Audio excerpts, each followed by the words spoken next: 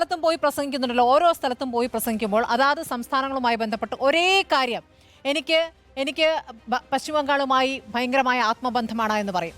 അതേ രീതിയിൽ തന്നെ മറ്റൊരു സംസ്ഥാനത്ത് പോയി അതേ വാചകങ്ങൾ ആ സംസ്ഥാനത്തിന്റെ പേര് പറഞ്ഞു പറയും. പ്രസംഗം ഒരേപോലുള്ള പ്രസംഗങ്ങളാണ് എല്ലായിടത്തും നടത്തിയിട്ടുള്ളത്.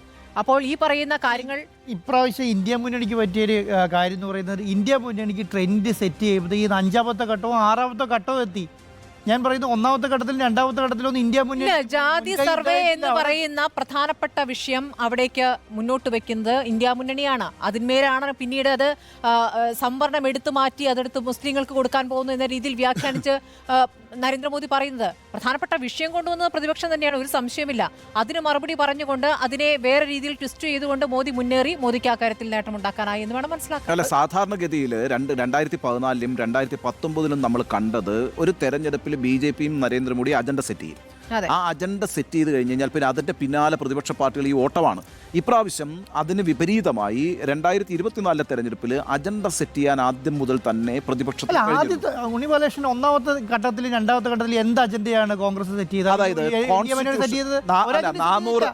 400 സീറ്റുകൾ ഇപ്പോൾ ഉത്തർപ്രദേശ് പോലുള്ള സംസ്ഥാനങ്ങളിൽ, ബീഹാർ പോലുള്ള സംസ്ഥാനങ്ങളിൽ കോൺഗ്രസും അതുപോലെ തന്നെ RJDയും സമാജ്വാദി പാർട്ടിയും ഒക്കെ വളരെ ശക്തമായി ഉന്നയിച്ചത്, നോക്കൂ 400 സീറ്റ് കടക്കും ഇവർ എന്നാണ് ഇവരുടെ മുദ്രാവാക്യം.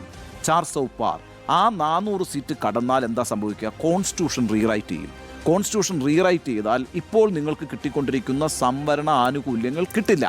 ഇത് വലിയ രീതിയിൽ ഗ്രൗണ്ടിൽ വർക്ക് ചെയ്തു. അതാണ് 1ാം ഘട്ടത്തിലെ തെരഞ്ഞെടുപ്പ് കഴിഞ്ഞ ഉടൻ തന്നെ ഈ പറയുന്ന നരേന്ദ്രമോദി എല്ലാ മോഡി ഗ്യാരണ്ടികളും മാറ്റിവെച്ചുകൊണ്ട് OBCയുടെയും അതേപോലെ തന്നെ SC/STയുടെയും റിസർവേഷൻ ഇവരധികാരത്തിൽ വന്നാലാണ് എടുത്ത് മുസ്ലിങ്ങൾക്ക് കൊടുക്കുക എന്ന് പറയുന്ന ഈ അജണ്ട ട്വിസ്റ്റ് ചെയ്യാൻ ശ്രമിച്ചത്. അതായത് ആദ്യം ഈ പറഞ്ഞുകൊണ്ടിരുന്ന മോഡി ഗ്യാരണ്ടിയിൽ മുന്നോട്ട് പോകാമെന്ന് വിചാരിച്ച BJP ഈ കോൺസ്റ്റിറ്റ്യൂഷനുമായി ബന്ധപ്പെട്ട അണ്ടർഗ്രൗണ്ടിൽ വലിയ പ്രശ്നങ്ങൾ ഉണ്ടാകുന്നെന്ന് മനസ്സിലാക്കുമ്പോൾ ചുവട് മാറ്റുന്നത്.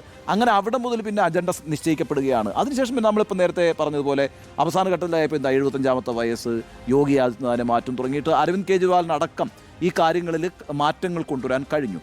പക്ഷേ ഈ പറയുന്ന ഒരു പ്രശ്നമുള്ളത്, 1ാം ഘട്ടത്തിലെ പ്രചാരണത്തിന് ശേഷം 2ാം ഘട്ടത്തിലേക്ക് പോകുമ്പോൾ ബൻസ്വാര പ്രസംഗം മുതൽ അങ്ങോട്ടേക്കുള്ള വിദ്വേഷ പ്രസംഗങ്ങൾ എല്ലാറ്റിനും ഒരു പരിഹാരമായി വീണ്ടും ഇന്ത്യൻ രാഷ്ട്രീയത്തിൽ പ്രവർത്തിച്ചുകൊണ്ടിരിക്കുന്നു എന്ന് വേണം നമുക്ക് മനസ്സിലാക്കാൻ. ഈ പറയുന്ന എക്സിറ്റ് പോൾ ഫലങ്ങൾ ശരിയാവുകയാണ് എങ്കിൽ